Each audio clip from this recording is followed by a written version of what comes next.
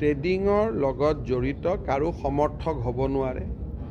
Trading এটা illegal activity আৰু এই ইলিগেল এক্টিভিটিটোক যোনেই সমৰ্থন কৰে তাৰ বিষয়ে অসম চৰকাৰে কঠোৰ ব্যৱস্থা ল'ব। অসমৰ দুখীয়া দৰিদ্ৰ মানুহৰ টকা পইচা লুণ্ঠন কৰিবলৈ আমি কাকো সুযোগ নিদিওঁ। আজি এজন অসমৰ ব্যক্তিয়ে লিখিছে ফেচবুকত যে ষ্টক ট্ৰেডিংটো এটা বেলেগ কথা। একো বেলেগ কথা নহয়।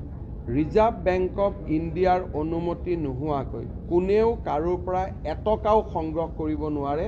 সেইটোৱে হৈছে দেশৰ প্ৰচলিত আইন। সি ষ্টকৰ কাৰণে হওক, প্লেনৰ কাৰণে হওক, সি ৰেলৰ কাৰণে হওক, কোনো ক্ষেত্ৰতে কোনো মানুহৰ পৰা ৰিজাৰ্ভ বেংকৰ অনুমতি নোহোৱাকৈ এটকাও সংগ্ৰহ কৰিব নোৱাৰে। গতিকে তেওঁৰ উদ্দেশ্য যিয়ে নহওক, সাধাৰণ মানুহৰ পৰা ৰিজাৰ্ভ বেংকৰ লাইচেঞ্চ নোহোৱাকৈ টকা ল'ব নোৱাৰে। টকা লোৱাটো ভুল, আৰু এই টকা লোৱাত যিসকলে অনুপ্ৰেৰণা দেখুৱায় তেওঁলোকো ভুল। চৰকাৰে দুখীয়া দৰিদ্ৰ আৰু সাধাৰণ মানুহক ৰক্ষণাবেক্ষণ দিবলৈ সকলো ধৰণৰ প্ৰচেষ্টা ল'ব।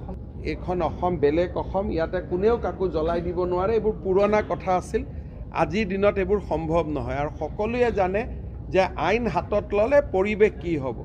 বাৰে বাৰে বহুত দিনে বহুত ঘটনাই প্ৰমাণ কৰিছে যে অসমত আইন হাতত লোৱাটো ইমান সহজ নহয়। এজন CID কনিষ্টবলো জড়িত হৈ আছিল, আমি তেওঁকো জড়িত কৰিছোঁ বা গ্ৰেপ্তাৰ কৰিছোঁ। আৰু যোন এইকেইদিন দুই এদিন কোনোবা লুকাই আছে, কিন্তু লুকাই ক'ত যাব, দুদিন পিছত সাৰেণ্ডাৰো কৰিব।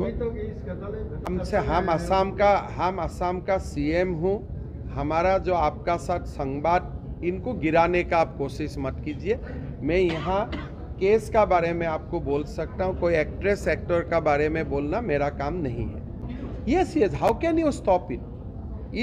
These are ongoing process. Every 3 years different methods keeps on coming, and we have to remain vigilant, and we have to keep on demolishing all these rackets. ইয়াত ক'ৰ পৰা কম্প্ৰমাইজ হ'ব? এইটো কম্প্ৰমাইজ কৰা পাৱাৰ অকল ৰিজাৰ্ভ বেংক অফ ইণ্ডিয়াৰ আছে, তাত মোৰ নাই।